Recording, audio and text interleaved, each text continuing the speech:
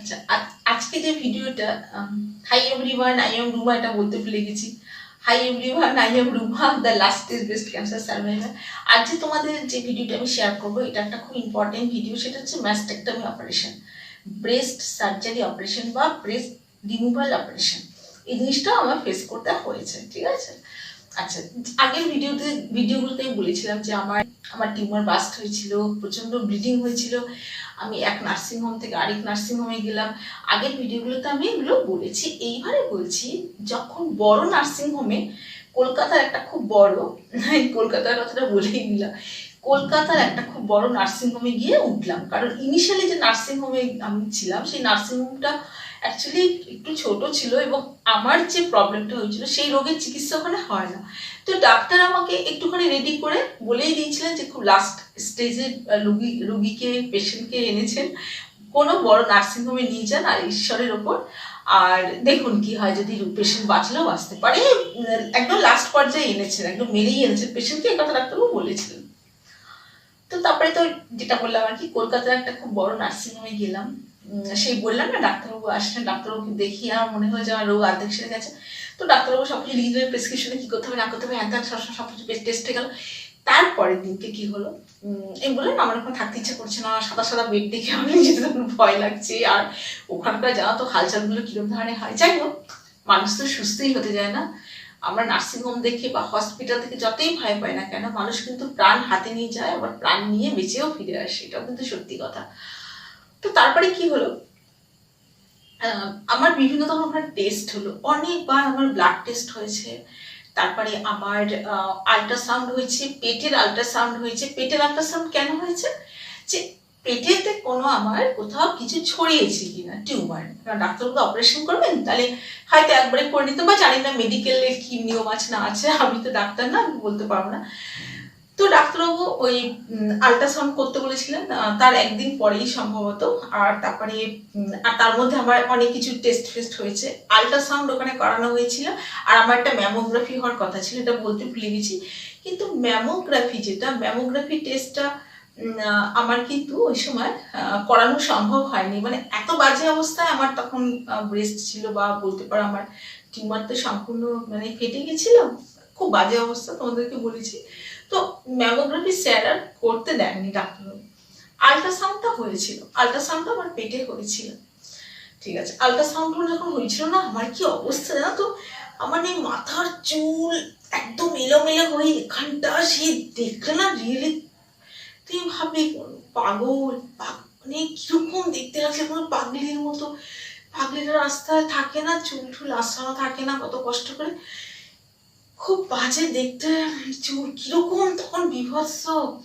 যাই হোক, হ্যাঁ, তাহলে আল্ট্রাসাউন্ড হয়ে গেল। ওরা জিজ্ঞেস করছিল যে আপনার কি হয়েছে, আমি তখন বললাম। আরেকজন আবার যে আল্ট্রাসাউন্ড টেস্ট করছিলেন, উনি বলছিলেন কি আমার শাশুড়িরও এরকম প্রবলেম হচ্ছিল এনার মতো।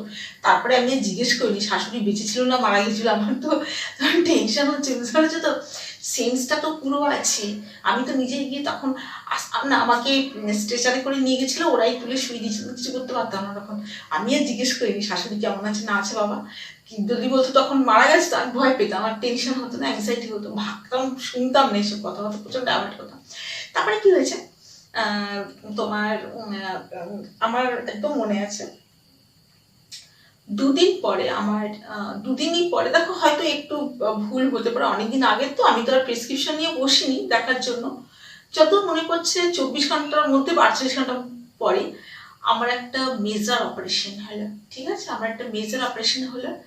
ডাক্তারবাবু তার আগে আমাকে বলেছিলেন, তার একদিন আগে, যে আপনার কিন্তু ব্রেস্টের যে অবস্থা, যদি এটা অপারেশন করে না বাদ দেওয়া হয় তাহলে ভালো হবে না, তো অপারেশন করে বাদ দিতেই হবে, আপনার কি মত আছে?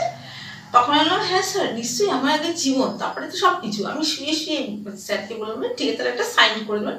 ওরা একটা পেপার নিয়েছে, আমি সাইন করে দিয়েছিলাম, মানে আমার অনুমতিতে। কারণ মেয়েদের ব্রেস্টের আপনারা বুঝতেই পারছো, এখানে মেয়েদের কি বলবো, মানে ইমোশন, মেয়েদের অনেক কিছু রিলেটেড ডিটেলস আমি আর বলছি না, কারণ আমরা মেয়েরা সবাই জানি যে মেয়েদের ব্রেস্ট নিয়ে মেয়েদের কি ব্যাপারটা সবাই জানে, ডিটেলস আর এই ভিডিওতে আমি বলছি না, পরে হয়তো কোনো ভিডিওতে আমি শেয়ার করবো। যে ওই ধরনের মেন্টাল যে সাপোর্টটা দরকার হয় আর কি, কোনো মেয়ের যদি এরকম হয়। তারপরে কি হলো, তোমার আমি সাইন করে দিলাম। পরের দিনকে আমার তো প্রচন্ড ভয় লাগছে, তখন আমি না ওখানে যে সিস্টার ছিলেন সবাইকে জিজ্ঞেস করছিলাম যে বলো না ওটা কি খুব বড় অপারেশন না ছোট অপারেশন। আমি তো তখন অত বুঝতে পারছি না যে ব্রেস্ট অপারেশনটা বড় না ছোট, তখন সেটা মাথায় আসছে না। ওটা তো একটা বড় অপারেশন, একটা অত বড় একটা মানে একটা জিনিস একটা মানে রিমুভ করা হচ্ছে, অত তখন মাথায় খেলছে না জিনিসটা। বাবা না খেলেছে ভালো হয়েছে, বেশি জানাও ভালো না।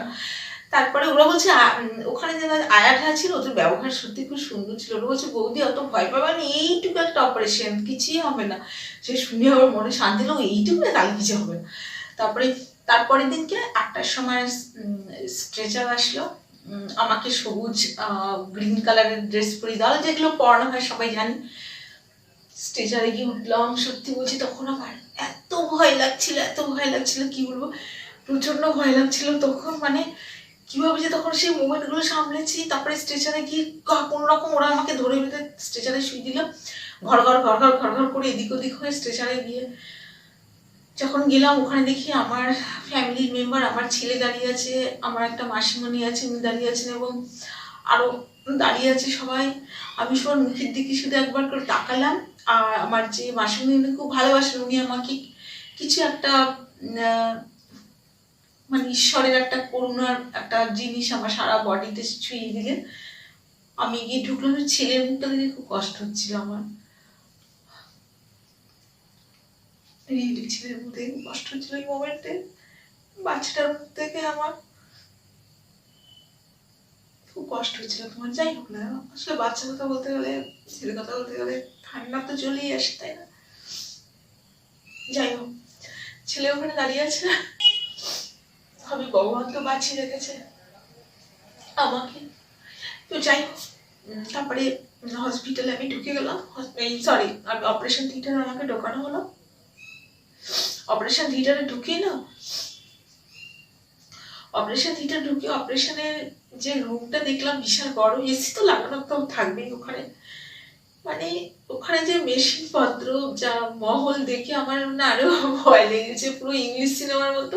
ইংলিশ একটা সিনেমা দেখেছিলাম, ইংলিশ মুভি, তো সেখানে মনে হচ্ছে কি আমি সেই সিনেমাই হচ্ছে আমার লাইফে। কত রকমের যন্ত্র, তারপরে beep beep beep sound, red, তো এগুলো আমি দেখছিলাম। আর ওখানে যারা নার্স বা নার্সরা ছিলেন ডাক্তারকে হেল্প করার জন্য, ওরা দেখতাম নানা রকম কিসব জিনিস নাড়াচাড়া করছে, ঝমঝম আওয়াজ হচ্ছে। তারপরে আমার হাতে বিভিন্ন খাটাস খাটাস খাটাস কিসব লাগিয়ে দিল, সেই সিনেমারই মতো লাগিয়ে দিল। আমি তো শুয়ে আছি। আবার তখন আমার মনে হচ্ছে কি বাবা এখন যদি ভূমিকম্প হয় আমি বেড থেকে নেমে তো বেরোতেই পারবো না, মানে মাথার মধ্যে ওইসব আজে বাজে চিন্তা আসছে তখন আমার। তারপরে বেশ কিছুক্ষণ শুয়েছিলাম। তারপরে ডাক্তারবাবু আসলেন, ডাক্তারবাবুকে জিজ্ঞেস করলাম যে স্যার এটা কি কোনো মেজর অপারেশন? তখন ডাক্তার বললেন যে হ্যাঁ মেজর অপারেশন, আপনার এত ভয় পাওয়ার কারণ নেই। ঠিক আছে। তারপরে কিন্তু আমার খুব বেডে ভীষণ ভয় লাগছিল। আর আমাকে যে শোয়ানো হয়েছিল বেশ ওপরে, মানে বেডটা বেশ উঁচুতে উঠিয়ে দেওয়া হয়েছিল। আসলে ডাক্তারবাবু অপারেশন করে দেখবেন তো, সেজন্য মানে মনে হচ্ছে কি কোনো আকাশে উঠে আছে। যাই হোক, মোটামুটি উঁচুতেই ছিল। তারপরে তোমার ডাক্তারবাবু তারপরে আসলেন আমাকে সেন্সলেস করানোর জন্য। একজন ডাক্তারবাবু আসলেন, বলছে কি 1 2 3 4 আপনার নাম কি, আপনি কি করেন, এইসব জিজ্ঞেস করছিলেন। আপনার কটা ছেলে মেয়ে। আমি তখন ভাবছি কি আমি অজ্ঞান হব না, একটা মুখে একটা মাস্ক পরে দিয়েছেন। আমি তো নিজে ভাবছি আমি অজ্ঞান হব না কিছুতেই। ও মা, তারপরে কখন আমি অজ্ঞান হয়ে গেছি নিজেই জানি না, অজ্ঞান হয়ে গেলাম।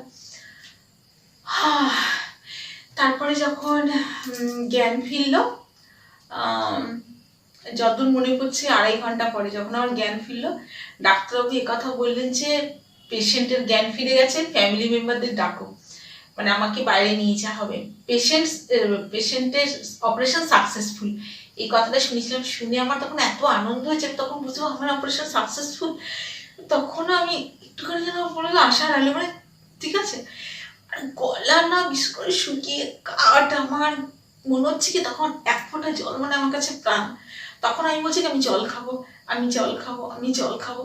আমাকে তারপরে আমার সবাই ফ্যামিলি মেম্বার ছেলে দাঁড়িয়ে আছে, ওখান থেকে যখন বের করেছে অপারেশন থিয়েটার থেকে, ওটি থেকে, তখন আমি ছেলেকে বলছি বাবা আমাকে একটু জল দাও না, আমার খুব জল পিপা। খুব আস্তে বলেছি, গলার জোর নেই কথা বলে, আর খুব আস্তে বলেছি আমাকে জল দাও। হাতটা লাগবে না। ডাক্তার বলছে 1 ফোঁটা জল কেউ পেশেন্টকে দেবেন না, হ্যাঁ এখন কিন্তু ওনার জল খাওয়ার নিয়ম নেই, জল দেবেন না কেউ। তারপরে ওদেরকে দেখলাম, ওদের তো আমার সঙ্গে কথা বলার পারমিশন নেই, কারণ আমি তখন অসুস্থ প্রচন্ড। তারপরে আমাকে নিয়ে আমি যে বেডে ছিলাম সেই বেডে শুয়ে দেওয়া হলো। রিয়েলি সেই যে রাতটা যে কেটেছিল আমার, একটা মানে একটা সাংঘাতিক রাত।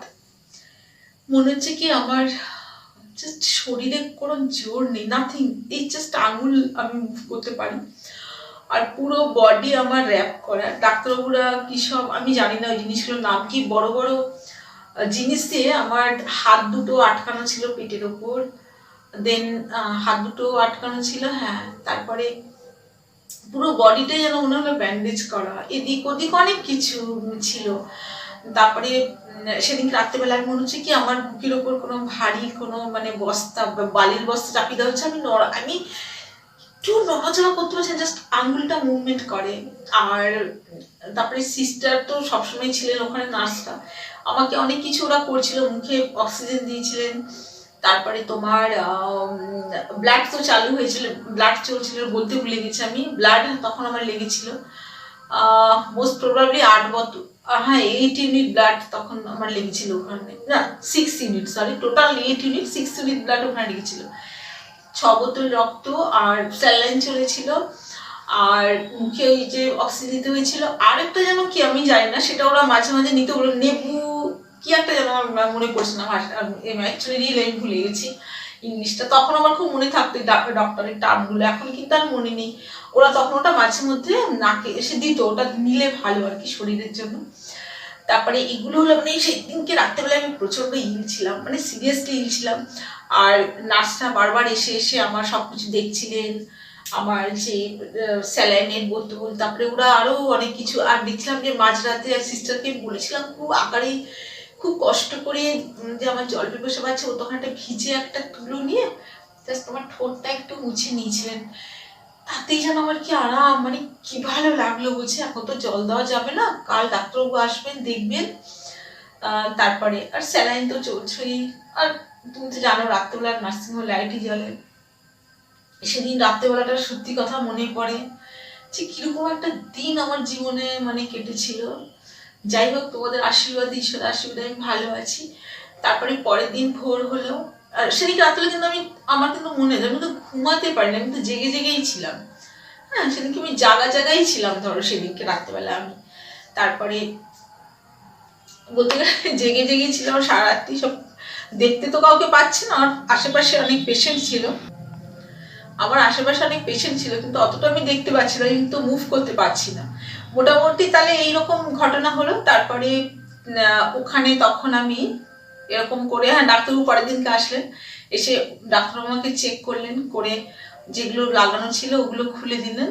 আমার সাথে এমনি কথা বলেননি, জাস্ট আমাকে দেখলেন, ডাক্তারবাবু তো জানেন সবকিছু। সেই দিনটা, তার পরের দিনটা এরকম কাটলো। তারপরে তোমার সেই দিন, হ্যাঁ তারপরের দিন ডাক্তারবাবু আসলেন, এসে বললেন যে কেমন আছেন আপনি? আমি বললাম যে স্যার আমি ভালো আছি, আর আমারও ভালো লাগছে, মানে আমার মনে হচ্ছে আমি গান করি, এরকম একটা ফিলিংস হচ্ছে। অ্যাকচুয়ালি আমার রিয়েলি ভালো লাগছিল, আমার মনে হচ্ছিল আমি ভালো হয়ে গেছি। তারপরে আমি হাত তো নাড়াতে পারছি না, কি অবস্থা, এই ঈশ্বর আমার হাত। আর তখন কিন্তু অসুস্থ ছিলাম আমি প্রচন্ড। আমি আমার ভালো লাগছিল ঠিকই, মন ভালো লাগছিল, কিন্তু সিরিয়াসলি ইল ছিলাম তখন। আর আমার এই হাতে কি ব্যথা, মানে হাত নাড়াতে পারি না। ডাক্তার বলছেন আপনি বারবার হাতটা নাড়াচাড়া করুন, নাহলে হাতটা অসুবিধা হবে পরবর্তীকালে। হাত তো মুভমেন্ট করতে পারি না। তারপরে একজন ফিজিওথেরাপিস্ট এসেছিলেন, ফিজিওথেরাপিস্ট আমাকে যা এক্সারসাইজ দেখেছিলেন যে নমস্কার আমার দ্বারা হবে না, বলছে আপনি হাত উপরে তুলুন, এরকম করুন, ওরম করুন। যে বাবুর আমি হাত নাড়াতে পারছি না, আমাকে বলছে এরকম করুন, ওরম করুন। রাগ হয়ে গেছিল। আচ্ছা স্যার এগুলো এত জোরে কথা তখন আমি বলছি, দেখো আসতেই কথা বলছিলাম, এখন তো টং টং ফটাং ফটাং করছি। আচ্ছা আমি হাত আমি কি করে বলছি এরকম করতে হবে, আমি করে দেবো আপনাকে? বলছি না না আমাকে করিয়ে দিতে হবে না। শুয়ে শুয়ে খুব আসতে বলছি, এখন তো এরকম ভাবে আমি কথাগুলো বলছি। তারপরে আস্তে আস্তে হাতটা আমি তোলার অভ্যেস করতাম। তারপরে কিছু এক্সারসাইজ আমি ঘরে, তুমি ফিজিওথেরাপিস্টের এক্সারসাইজ আমি করিনি, আমার মনে হয়েছিল স্টেপ বাই স্টেপ অনেক কিছু বলে দিয়েছিলাম। আমি ঘরে কিছু এক্সারসাইজ